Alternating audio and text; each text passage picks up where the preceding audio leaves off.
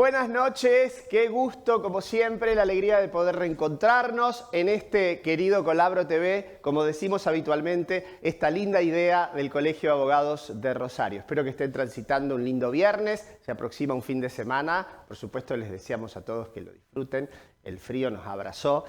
Un día más, agradecemos a la casa, a Vive TV, que nos contiene, que nos asiste, y a todo el equipo que hace posible que esto salga al aire. A Azul, a Santi, a Leo y a Ulises, que ahora parece que está desplazado para otros días de la semana, pero que lo recordamos siempre con cariño.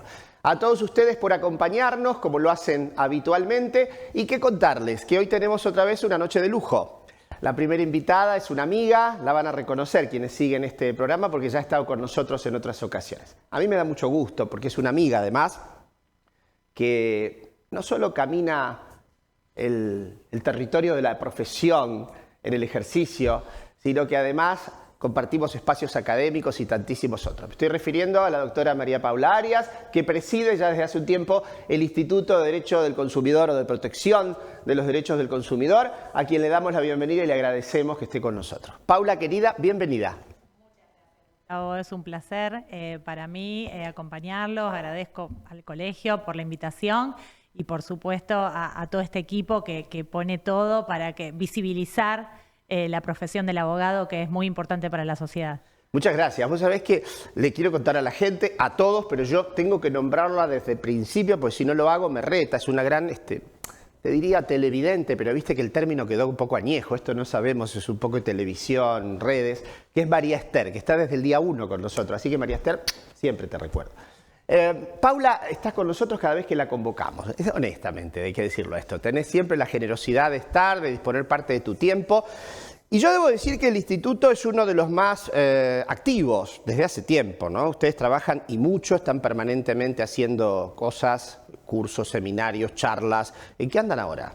Y bueno, seguimos así trabajando, sobre todo interdisciplinariamente. El derecho del consumidor es un derecho que atraviesa todo y por lo tanto también venimos trabajando con otros institutos en colaboración. Hace poquito dimos un comentario a fallo, por ejemplo, con el Instituto de Turismo y así venimos trabajando con el Instituto de Derecho Civil, bueno, es parte del derecho civil del derecho del consumidor y así también tenemos otras propuestas que todavía las tenemos ahí en la gatera, pero que también para trabajarlas con otros institutos, porque es lindo ver las distintas visiones desde otras perspectivas, determinados conflictos que se dan en la realidad social. Así que bueno, vamos en ese sentido.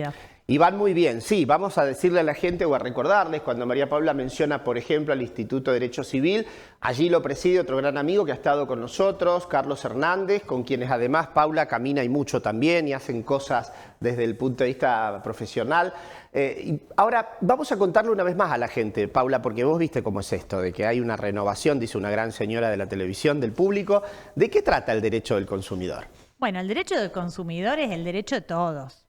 Todos somos consumidores y todos en algún momento vamos a tener un conflicto, lamentablemente, de derecho del consumidor.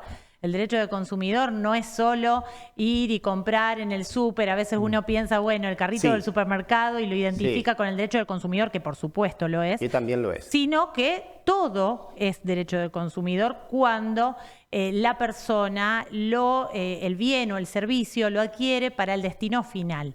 Es decir, cuando se lo saca de la cadena de comercialización. Yo adquiero un auto, por ejemplo, y no lo voy a utilizar como remis o como taxi, sino para el uso familiar o social, o adquiero un inmueble y bueno, ese inmueble lo voy a utilizar para mí, para mi familia, bueno, y así sucesivamente. No es un derecho de menor cuantía, puede serlo, pero también podemos pensar, por ejemplo, en el consumidor inmobiliario, o el consumidor que adquiere un auto, o el consumidor financiero, que ahora está tan en boga, todos los conflictos que se dan en el ámbito financiero por toda lo que es la tecnología, en los entornos digitales. Y bueno, ahí está el derecho del consumidor para intentar proteger, para salvaguardar los derechos y obviamente otorgando un nivel de tutela un poquito más reforzado frente a las empresas que podríamos decir son la parte fuerte de la relación de consumo, que se llama,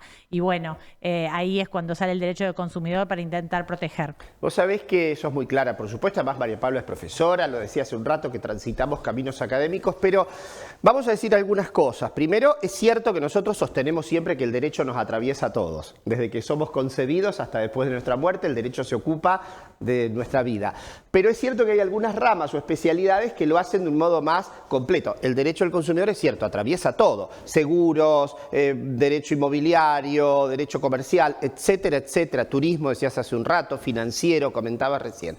Ahora, Paula, voy a ser un poquito de abogado del diablo, ¿no? Algunas otras veces lo hemos hecho, pero contanos por qué es necesario que exista el derecho al consumo y no como suelen sostenerse por allí, que ahora pareciera que el derecho del consumo lo abarca todo, ha extendido sus tentáculos a todas las áreas y pareciera que entonces hay que andar siempre con cuidado, ¿no? Es decir, pareciera que todo tiene que ser mirado desde la perspectiva del consumidor. ¿Esto es bueno? ¿Es necesario? ¿Qué ganamos con eso? A ver, el sistema de derecho del consumidor tiene un ámbito de aplicación específico. Ajá. Si bien abarca muchos aspectos, eso no significa que abarque todo. Como te decía hace unos segundos, tenemos que mirar el rol y el destino para el cual se adquiere el bien o el servicio.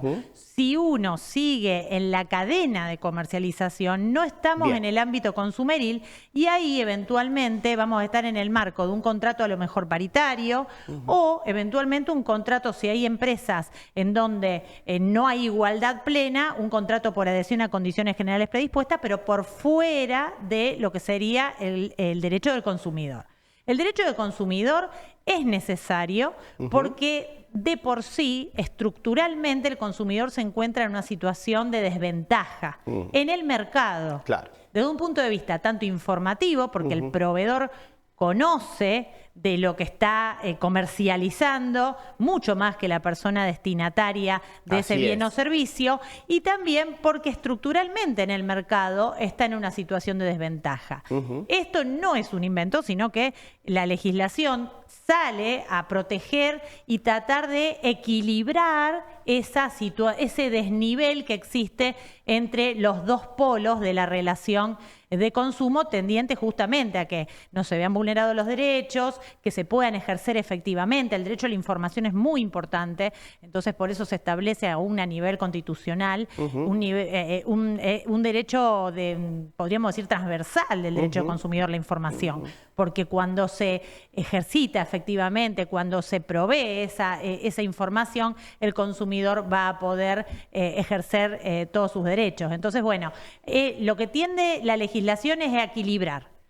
Y siempre me convences, además, cuando te escucho, primero porque me asumo como un consumidor profundo, esto significa a veces excesivo, pero por otro lado es interesante lo que señala Paula, es decir, consumidor tanto cuando compra una licuadora en una casa de electrodoméstico como cuando contrato un servicio de telefonía celular o cuando estoy en el mercado inmobiliario. Quiere decir que el tema no se resigna solo, lo decías al inicio, en aquello que uno piensa cuando piensa en consumo, no piensa en generar en productos gastronómicos o de almacén. Es mucho más que eso. Y el área de servicios también lo es. Recién mencionabas algo. Nosotros tuvimos hace una semana o dos la visita del presidente del Instituto de Derecho Económico y Comercial, que nos hablaba del phishing, del tema de las estafas que están pasando, no solo bancarias, sino en entidades financieras o en el sistema financiero, sobre todo a partir claro, del gran desarrollo de las redes y del mundo digital.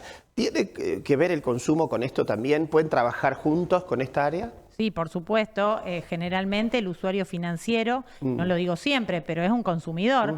Y ahí es cuando, como estamos inmersos desde siempre o desde hace mucho, y más aún a partir de la pandemia en los entornos digitales, esto se ha agravado muchísimo.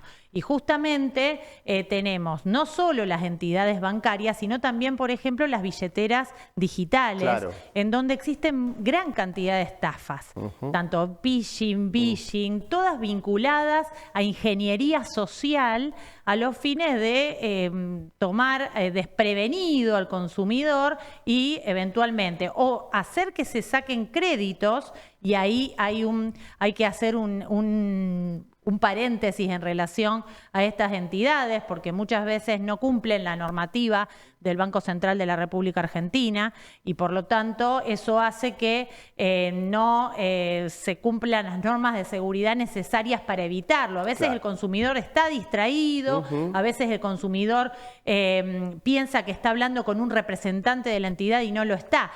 Pero si la entidad despliega los mecanismos de seguridad que le exige el Banco Central, esa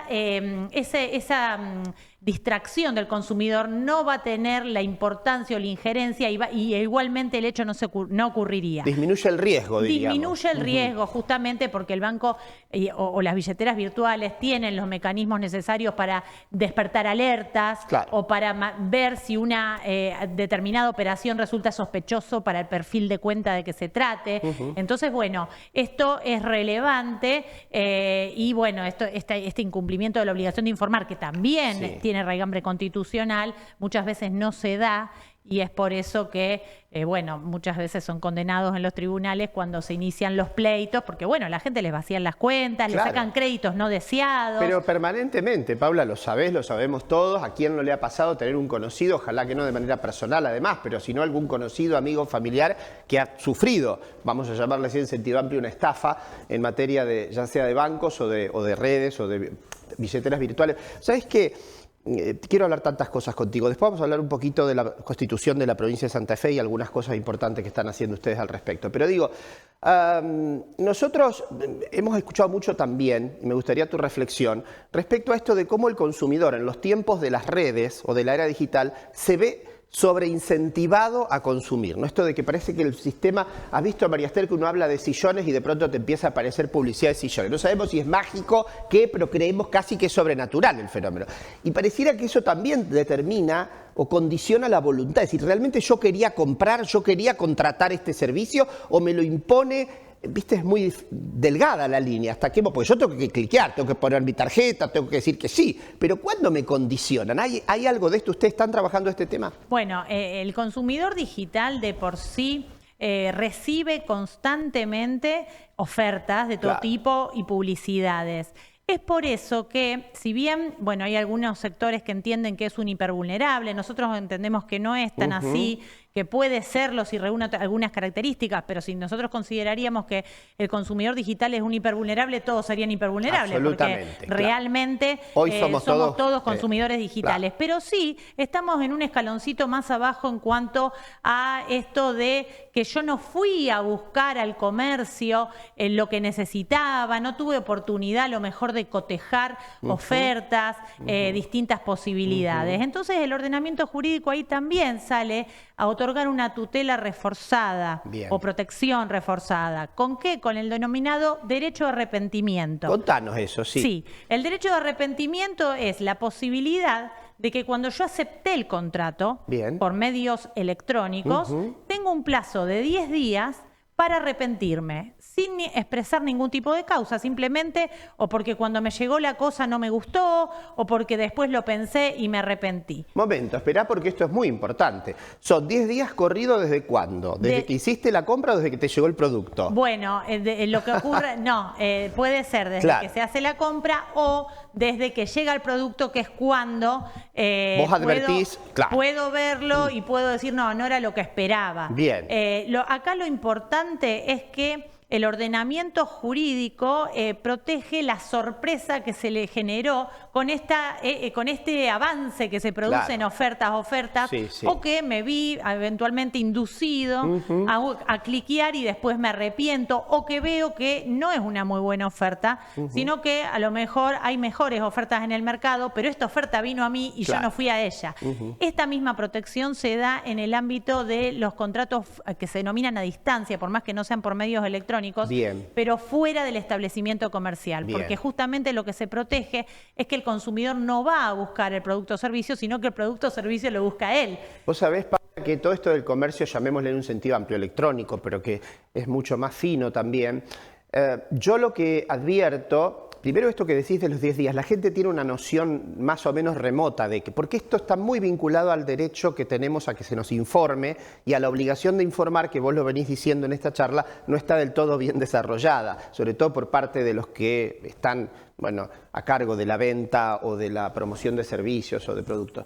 Pero digo, esto que vos decís del derecho de arrepentimiento, ¿operaría, por ejemplo, pensando en lo digital en cualquier plataforma, incluso estas que vienen de Oriente ahora, chinas o no chinas, opera en todos los ámbitos porque el derecho argentino nos protege? Digo, aunque yo esté comprando una plataforma radicada en China. Bueno, nosotros eso tenemos, eso es una cuestión... Es más difícil, porque viste que ahora están a la orden del día.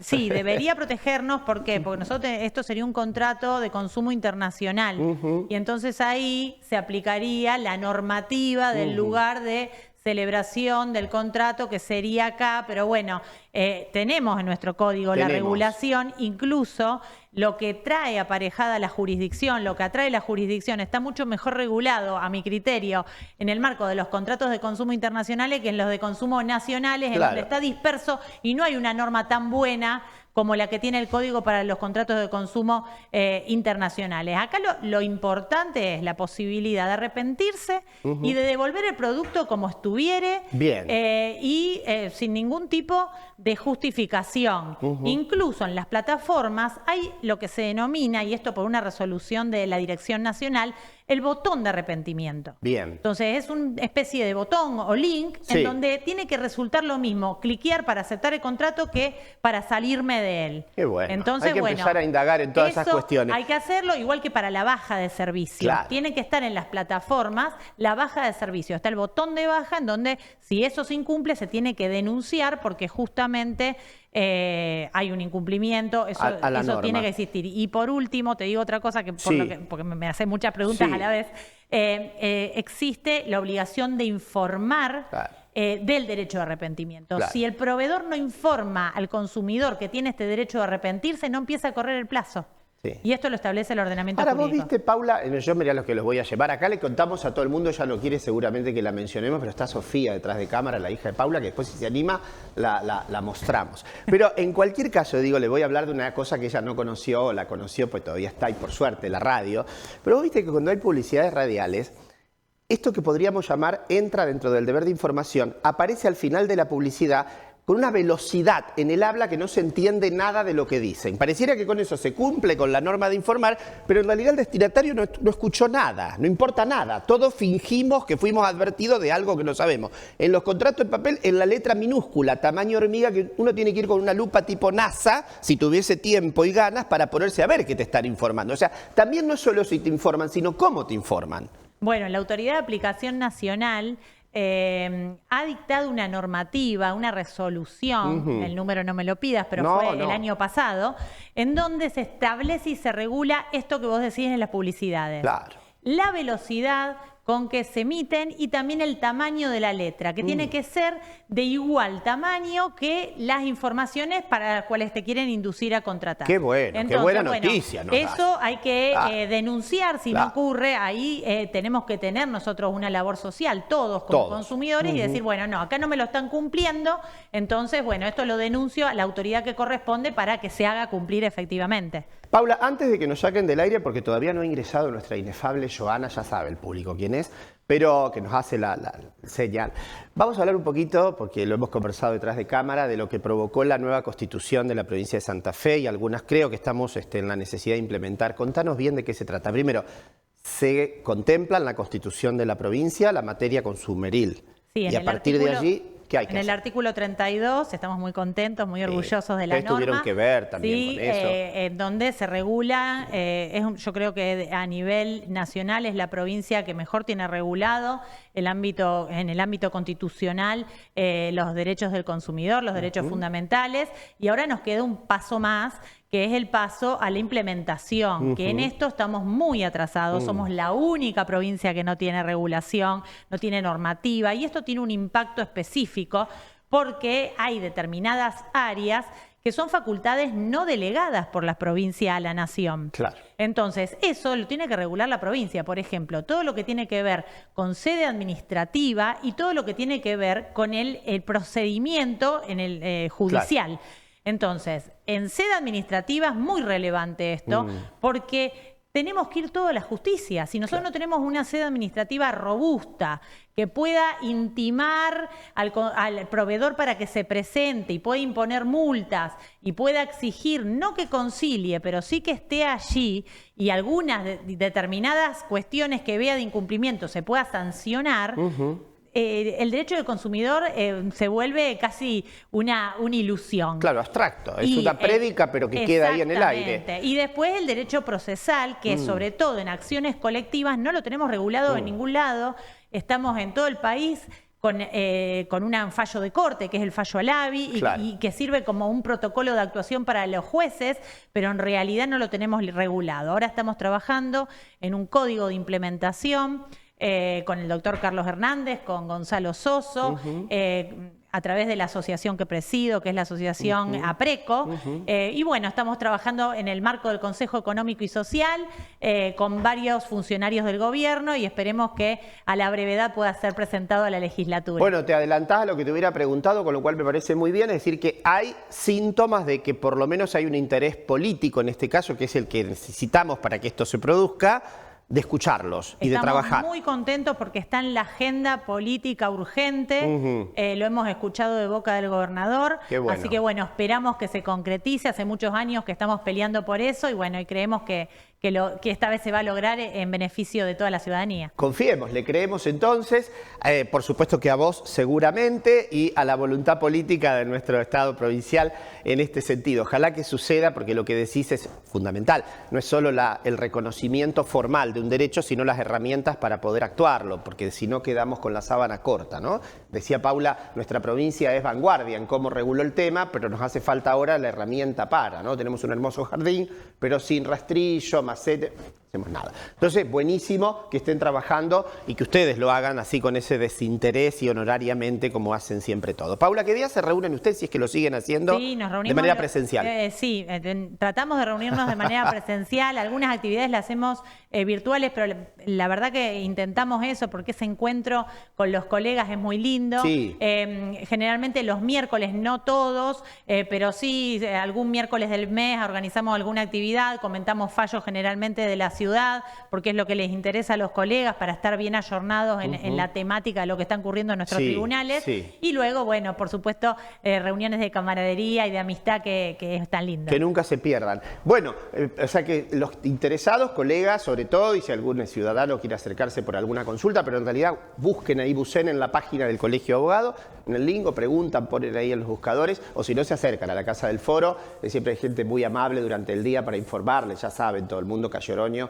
entre Ceballos y Montevideo. Bueno, Paula, nos quedó muchísimo para hablar. Te quería hablar un poquito también del turismo que vos mencionaste. Hace 2 semanas tuvimos a la presidenta del Instituto de Derecho Aeronáutico y nos hablaba de esto, de cómo hay una cantidad de herramientas que se difunden poco para los usuarios de vuelos y demás, ¿no? En aeropuerto, en el avión y todos los servicios que esto deriva. ¿Será la próxima?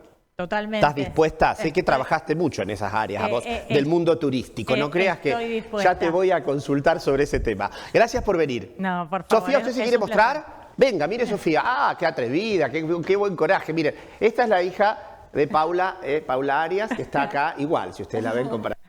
Son parecidísimas. Gracias, Sofía. Sí. Bueno, a ustedes no se vayan porque les conté, acá entró Joana haciendo el círculo.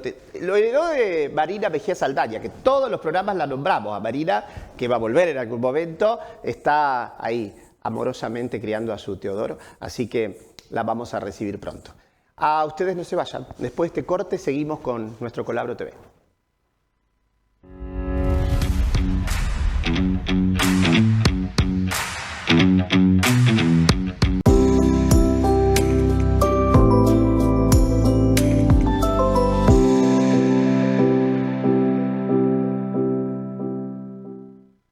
Concejales por un día, primera vez al cine y al teatro, alumnos al consejo, promesa de lealtad. Sumate en el consejo, vos y tu escuela son protagonistas.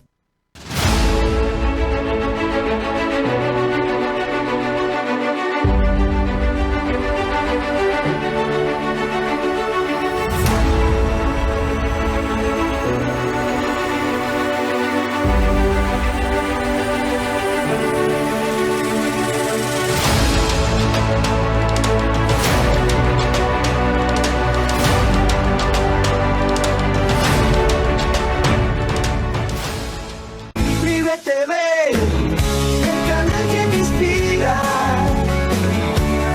Cada día la vida respira.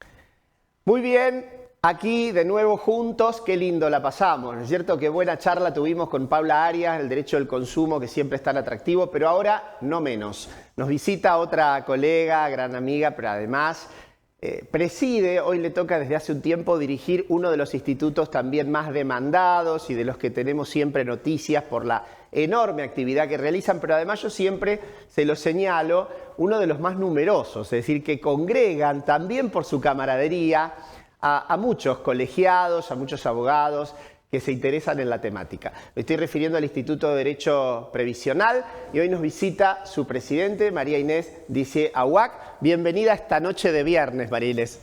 Hola Gustavo, gracias por la invitación, la verdad que es un honor y celebro este tipo de propuestas, que el colegio se acerque no solo a la comunidad de abogados, sino a la comunidad general. Estás muy informada. Te felicito por ser el artífice de esta propuesta. No, debo decir dos cosas, te interrumpía diciendo, primero estás muy informada porque es verdad, la idea del programa no es solo llegar a los colegiados, que por supuesto son nuestro destino inmediato, sino también a la sociedad civil toda, y por suerte lo está haciendo y cada vez más.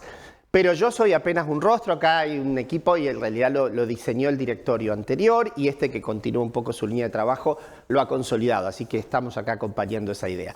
María Inés, primero vamos a preguntarte muy brevemente para contarle a la gente de qué trata el derecho previsional. Yo creo que todo el mundo más o menos entiende que está vinculado a jubilaciones, pero contanos.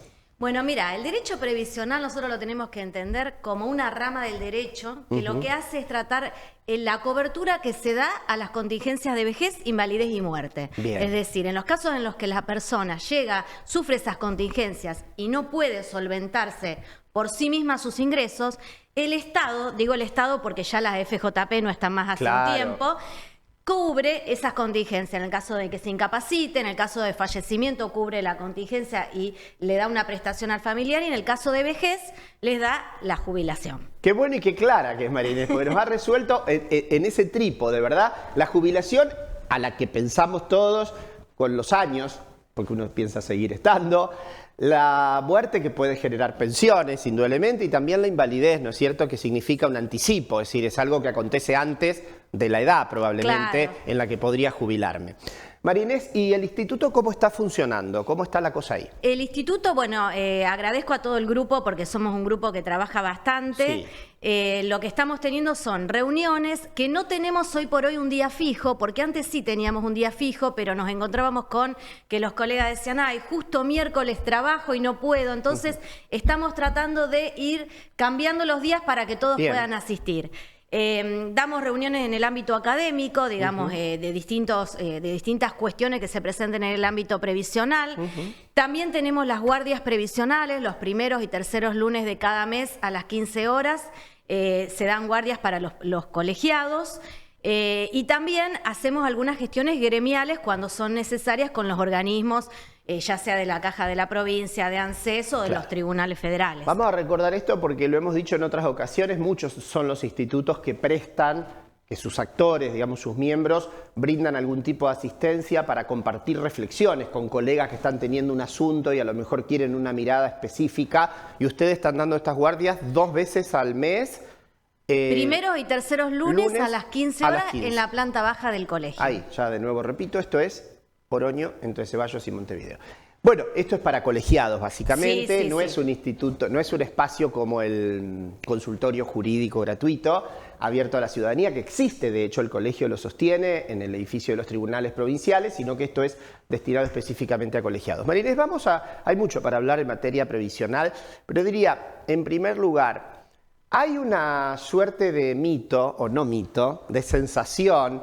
Todo mito tiene una base histórica de verdad. Entonces, acerca de que has visto la sociedad argentina, más le pasa por los vaivenes políticos y económicos que solemos tener nosotros, acerca de la edad jubilatoria, de que si esto va necesariamente a prolongarse y que si el sistema no se sostiene y que entonces probablemente nos jubilemos a los 80, en fin, no sabemos.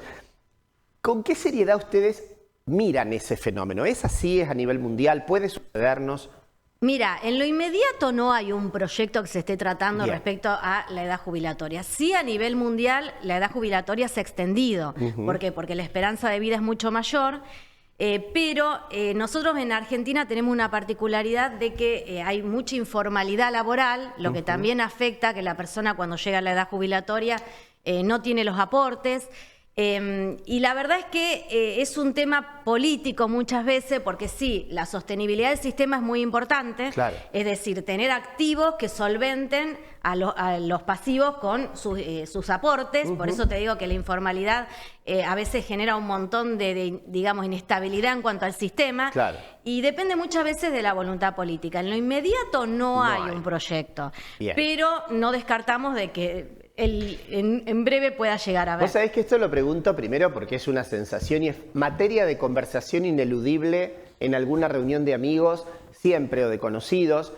Nos toca a cada uno de pronto compartir la realidad de alguien que ha cumplido, una mujer a lo mejor los 60, y dice, yo me jubilo porque no sé si me van a cambiar la ley, si me van a cambiar las condiciones, algo así como pájaro en mano. Por eso digo, es bueno que vos digas, no hay ahora un proyecto dando vueltas, por lo menos que sepamos, no sabemos si se está Que esté trabajando o tratando, no. claro, que se esté tratando, no Exacto, no hay. Y en la provincia lo mismo.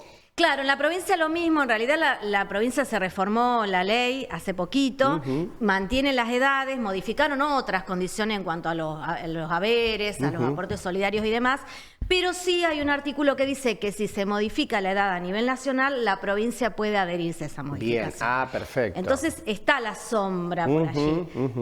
Hay que esperar a ver qué sucede con esta cuestión a nivel político. Yo creo. imagino que la respuesta que me podés dar a lo que te voy a preguntar es demasiado, a lo mejor es diversa, pero digo, sigue siendo para la gente en común, sigue siendo la edad jubilatoria promedio 60 para la mujer, ¿no? Sí, 60 para la mujer y 65 para el hombre. Esa es la regla. Esa es el régimen general, porque después tenés los Claro. regímenes diferenciales, que son los casos en donde se generan actividades insalubres que Claro. se jubilan con otras edades. Con otras edades.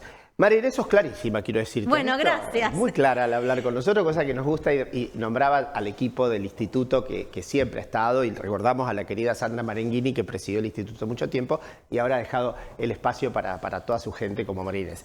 María Inés, ¿qué nos está pasando con otra cosa que se pregunta mucho la gente? Lo hablábamos contigo detrás de cámara, vos me dijiste si podemos hacerlo, hablar de eso. Claro, yo lo voy a decir de modo muy vulgar, como lo diría cualquier ciudadano. Estas jubilaciones que hemos tenido en grandes cantidades con quienes no tenían los aportes, ¿no?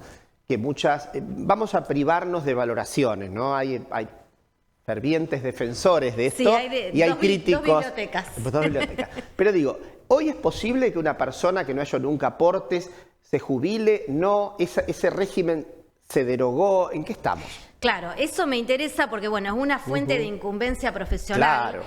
Porque yo digo, el abogado previsionalista tiene que estar antes de que la persona cumpla la edad jubilatoria y después cuando ya tiene que controlar los saberes y pedir un reajuste. Bien. En el caso de, como yo te comentaba, la gran informalidad laboral hace que las personas no lleguen con el 30 años mínimos de aporte que requiere la ley. Es decir, si no llegan a ese requisito, directamente no se pueden jubilar. Durante años tuvimos el sistema de que las personas llegaban a la edad jubilatoria, concurrían a ANSES, se adherían a una moratoria y le descontaban de su jubilación el haber. Bien. Esto terminó en el 2025, la ley...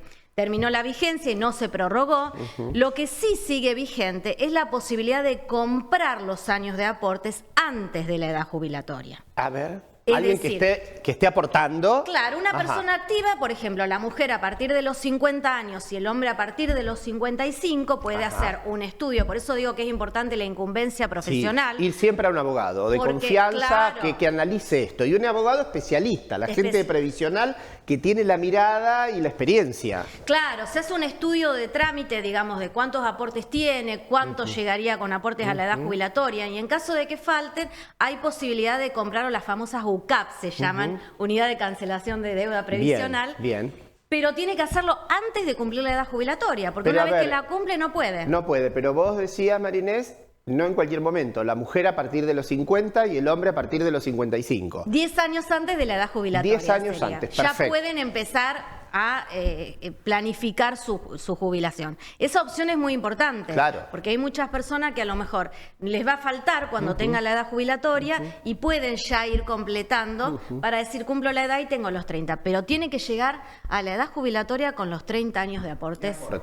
Vos sabés que yo sé que en la provincia de Santa Fe hay además una caja, la provincia tiene su propia caja de seguridad social o de jubilaciones. Bueno, los abogados y procuradores tenemos además la nuestra y algunas cajas profesionales, pero hablemos de la provincia, que creo que tiene una cobertura constitucional ahora con el nuevo Sí, dictado. con la nueva constitución. Sí. Eso es bueno. Sí, sí, sí. Hay un reconocimiento que, digamos, por lo menos tendería a evitar un cambio significativo Claro, porque en esto. siempre el miedo era que la provincia traspase se traspase al ANSES. Digamos Claro. que hay muchas provincias del país que se traspasaron a ANSES y se jubilan los empleados públicos provinciales por ANSES.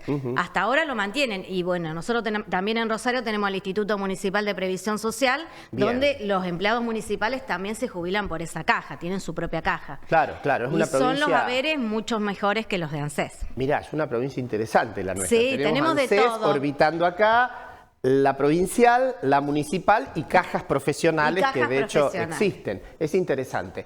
Ahora, ¿qué pasa con los reajustes? Vos sabés que vos nombraste esta palabra y mucha gente considera, primero desde un criterio de justicia que a lo mejor no tiene base legal, por supuesto, en general la enorme mayoría de los argentinos jubilados o pensionados están convencidos que reciben poco. Ahora, esto no siempre te da derecho a un reajuste, ¿no? Sí, Contanos un poco esto. Sí, lo que pasa es que el nivel de haberes es muy bajo. Es bajo. Digamos, en realidad hoy un haber mínimo está a 400.000 pesos en ANSES. Claro. Entonces son haberes bajos. Algunos perciben el bono, que son 70.000 pesos, pero igual sigue estando en un nivel muy, muy bajo. Claro, el tema de reajuste, sí, la gente dice, cobro poco, quiero hacer un reajuste. Pero eso requiere un análisis previo, Claro, de porque no nuevo. en todos los casos da diferencia para hacer un reajuste. Nosotros, digamos, los abogados previsionalistas tenemos un sistema de cálculo específico donde analizamos de acuerdo al cálculo que ANSES le hizo a la persona cuando se jubiló, Claro. en caso de que tengan sentencia favorable, qué diferencia le daría y si le daría diferencia. Bien. Y ahí recién se inicia el juicio, analizando cada caso, y ningún caso es igual a otro, porque hay un montón de detalles. Entonces es importante sí asesorarse, pero también entender que no en todos los casos va a haber derecho a reajuste. O sea, por ejemplo, las personas que se jubilaron sin con moratoria absolutamente o que cobran un haber mínimo en donde el haber real es muy bajo, quizá no le dé diferencia, ¿no? Entonces hay que ver cada caso concreto para ver si corresponde, porque después es un juicio que demora muchos años. Claro. Entonces no tiene sentido hacer un juicio que después en los números... Yo digo, una cosa es la sentencia hermosa Sí. que te da el derecho y cuando vas a los números no te da diferencia. Es interesantísimo porque, claro, primero estamos siempre, al menos en una enorme mayoría, trabajando con una población ya con cierta edad, ¿no? En general, aunque hoy por hoy una persona de 60, 65, 70, 75, 80 años, uno podría decir, entre comillas, es joven, porque si uno lo piensa Sí. de lo que sosteníamos hace 30 años, la verdad que esto que decías vos de la esperanza de vida y de incluso la calidad de vida y la expectativa también que crece es muy grande. Pero estamos hablando con una población etaria, es decir, avanzada, y esto se impacta mucho con la demora que pudieran tener los juicios, ¿no es cierto?, los procesos. Sí, la verdad que nosotros, digamos, como esto está todo digitalizado, el procedimiento es bastante ágil dentro Ajá. de todo. El tema es que uno obteniendo aún sentencia firme, nos encontramos con la dificultad de ANSES de que no paga como corresponde. Claro. Entonces, en muchos casos, luego de obtener la sentencia firme, tenemos que hacer un juicio de ejecución de sentencia para obtener el cobro de esa manera, lo que demanda más años. Eso es lo complejo, lograr el cobro completo y oportuno de la sentencia. Y María Inés, ¿qué está pasando con el trámite del haber básico, del haber tradicional? Porque yo tenía entendido, me dirás ahora si sí o si no, que se había, esto tal vez tiene que ver con lo digital o no, agilizado mucho. Es decir, antes, cuando una persona presentaba la carpeta para jubilarse, no sabía cuándo podía llegarle. Podía ser 1 año, 2, 3, no sabíamos. Yo tenía la idea, tal vez ingenuamente, de que eso se había acotado mucho. ¿Es así? ¿Estamos en un tiempo más corto? Sí, los tiempos en realidad acá en Rosario se manejan tiempos razonables. Los trámites, digamos, de jubilaciones se siguen haciendo presencialmente. Hay muy poquitos trámites que se pueden hacer por atención virtual. Ajá. Pero de todos modos, como bajó también el caudal de trámites jubilatorios, porque al no haber moratoria, Claro. no estamos en el boom que va toda la gente a jubilarse. Se disminuyó bastante. Entonces, eso hace que están manejando tiempos razonables, incluso los turnos que da el ANSES para los trámites también están en un tiempo razonable. Y cuando decimos razonable, un promedio, yo sé que es imposible pensar en el caso concreto, pero un promedio del trámite desde que se le da el turno y se presentan, lo diría el hombre de a pie, diría los papeles, la carpeta, Sí. o la presenta el colega, que es lo mejor que puede pasarle, que un abogado lo asista y lo ayude y lo acompañe o lo represente. ¿De qué estamos hablando? Yo digo un número al aire, usted me dirá si no, A 6 ver. meses. Sí, ¿Más o menos? 4 a 6 meses. Ah, bien. Depende del tipo de trámite, porque hay trámites Bien. que requieren más complejidad. Bien. Por ejemplo, si tienen que ir a verificar en alguna empresa o tienen que, si es, por ejemplo, una pensión de concubinato, tienen que verificar, ya ahí demanda más. Pero un promedio de 4 a 6 meses se está manejando. Ustedes han empezado, son pioneros en algo que acabas de mencionar, concubinato, ahora le llamamos unión convivencial, pero en realidad las jubilaciones fueron el área donde probablemente primero empezó el derecho de la o el concubino a recibir una pensión de Sí. su pareja sin estar casados, de hecho. Hoy que está regulada la unión convivencial, esto está sumamente consolidado, pero digo, ¿ha crecido eso o no? Mira, muchos me preguntan ese tema. Sí. La unión convivencial no es la única prueba, o sea, que ANSES admite para las pensiones pensiones. por concubinato. Ajá. No alcanza con la unión mirá. convivencial. Sí, tiene su propio pirámide de Kelsen, ANSES. ¿Ni aún la unión convivencial registrada? No Apa. es la única prueba. Siempre pide pruebas extras. O sea, no alcanza, no es lo mismo que una partida de matrimonio. Bien. ¿Sí? Vos vas con la partida de matrimonio y en ese caso No hay queda vuelta. acreditado Claro. el vínculo. Hasta ahora, con la unión convivencial es una prueba importante de la convivencia, pero ANSES pide pruebas adicionales. Pero, por ejemplo, testimoniales, ¿qué pide? Sí, testimoniales, impuestos, servicios Ajá. que Acreditan la ubiquen a la convivencia. persona en la misma títulos de propiedad, de cuentas bancarias. Es bueno saberlo a esto, Sí, porque sí. de pronto hay muchas parejas en relación de convivencia que creen que, primero, por los años que hace que la pensión por concubinato existe, y segundo, por la regulación que tenemos ya hace 11 años en el Código, la cosa se hubiese simplificado. No tanto. No tanto. O sea, tanto. siempre les digo que guarden pruebas, que acrediten o estar a cargo de la obra social, Claro. uno del otro, porque hoy por hoy ANSES sigue teniendo ese criterio. Y mucho más en uniones convivenciales no registradas. Claro. Con lo cual es importante lo que está diciendo María Inés, y es bueno asesorarse también para esto. Estoy en una relación de pareja, conviviendo con alguien hace 7, 8 años, en determinada edad. ¿Cómo me resguardo para un futuro posible? Claro, es así. Eso es así. Claro. Bueno, y María Inés, ¿cómo está trabajando la administración en esto? La administración pública, en definitiva, ANSES y demás. ¿Están en orden las cosas? Danos tu reflexión de especialista, sin pedirte una valoración, por supuesto. La verdad que sí, está, como te digo, como no hay tanto cúmulo de trabajo, porque digamos, lo que nos pasa es que cuando sacan una moratoria nueva, el organismo colapsa. ¿Por qué? Porque hay más solicitud de trámites y Claro. turnos. Lamentablemente es una contracara el hecho de que trabaja bien, o sea, se consiguen turnos, los trámites salen, pero porque hay menos trámites previsionales Claro. que se presentan. Entiendo. Entonces, a lo mejor uno va en ANSES y no hay nadie o hay poca gente porque obviamente no hay tantas solicitudes de prestaciones. Sí. Pero están resolviendo bien. Acá en Rosario, dentro de todo, hay cuestiones complicadas, por ejemplo, el tema de las convivencias. Si no se presentan suficientes pruebas, van muchas a denegatoria. ¿Y de eso qué sucede? ¿Habría que ir a justicia? Sí, hay que recurrir judicia. Por eso es importante asesorarse, porque Claro. si el cliente llega cuando ya está denegado Claro.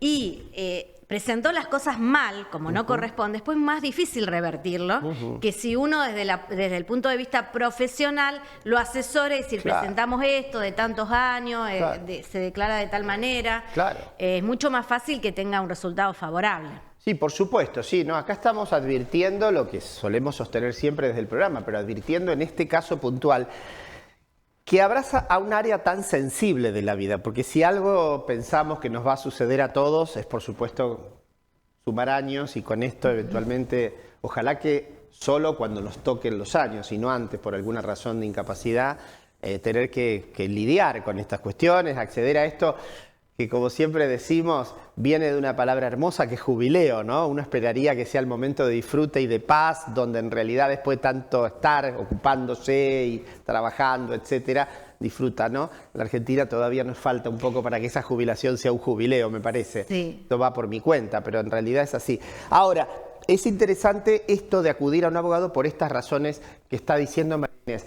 A mí me sorprende lo de notar el espectador, esto que nos está pasando con las uniones convivenciales, que bien nos alerta María Inés, porque pensé que el tema estaba mucho más aceitado en ese sentido. Claro. Y no es tan así. No es tan así. Pero por eso le digo que el abogado está antes de la jubilación. Tiene que estar, sí. Cuando asesora para la jubilación y después para ver si corresponde un reajuste. Totalmente. ¿Y qué está pasando con el tema de las incapacidades? Porque no tampoco pedirte, porque en el programa no lo hacemos habitualmente, posiciones políticas. Es un tema que ha estado muy en boca de la ciudadanía a nivel nacional y de los medios de comunicación. Y bueno, pero, por supuesto, vos decías hace un rato, el derecho previsional se ocupa también de las cuestiones de invalidez o de incapacidad. Claro, nosotros tenemos que distinguir primero lo que es la prestación contributiva, es decir, la de la gente que está aportando, se Bien. incapacita y solicita un retiro por invalidez. Bien.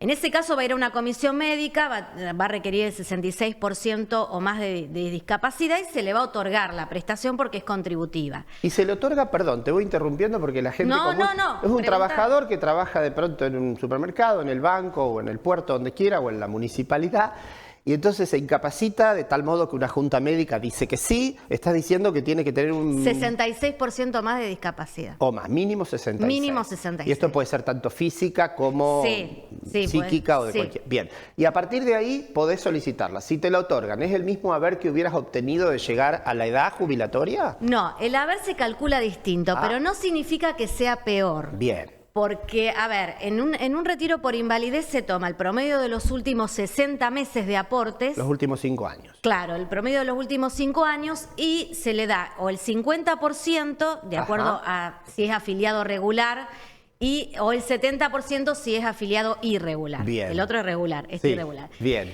Entonces, ¿qué pasa? A veces cuando las remuneraciones son mejores los últimos 50 años, no terminan cobrando muy mal. Bien. ¿Por qué? Porque la jubilación toma el promedio de los últimos 10 años. Entiendo. Se calcula diferente. Entonces, a veces, ¿por qué? A veces viene la gente y dice, bueno, yo tengo 30 años de aporte. Se incapacitó, supóngase, a los 50 años.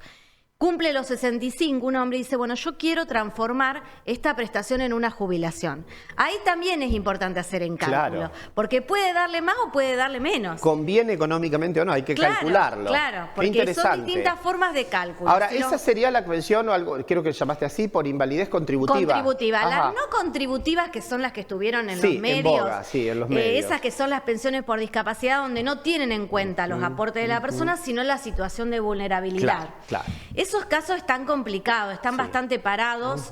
Bueno, la ANDI se disolvió, ahora está Senadis, que está encargándose de esos trámites, pero la verdad es que nosotros no tenemos mucho ámbito de injerencia, porque no es una Está claro. incumbencia nuestra. Sí recibimos consultas, porque la gente quiere, pero están bastante paraditas esas prestaciones. Queda claro. Bueno, ha entrado nuestra queridísima Joana a hacerlos el círculo mágico de que hay que ir cerrando. Qué clara que ha sido, qué placer recibirte, María El Inés. placer es mío. Y vamos a seguir convocándote porque si nos vas a desasnar de una cantidad de cosas. Por supuesto, Es muy claro y por qué lindo, supuesto. qué lindo esto. Le decimos a toda la gente, no dejen de ir en serio a asesorarse con un abogado previsionalista, con un especialista en el tema. El tema parece que es un trámite administrativo, pero en realidad encierra muchas otras cosas y se trata de la vida de cada uno, de su futuro inmediato, de su futuro lejano, lo que fuere. Así que asesorarse, porque para eso hay una cantidad interesante de colegas acá en la ciudad y en la provincia que se han especializado en esto. Gracias por venir, buen fin de semana. Gracias a vos, Gustavo, un placer. Gracias, y a ustedes no se vayan. Gracias, Joana, por acompañarnos siempre, a todo el equipo de Vive TV, a ustedes por estar allí siempre tan generosamente atentos. Será hasta el próximo viernes, cuando diremos una vez más, bienvenidos a nuestro querido Colabro TV, esta linda idea del Colegio de Abogados de Rosario. Chau.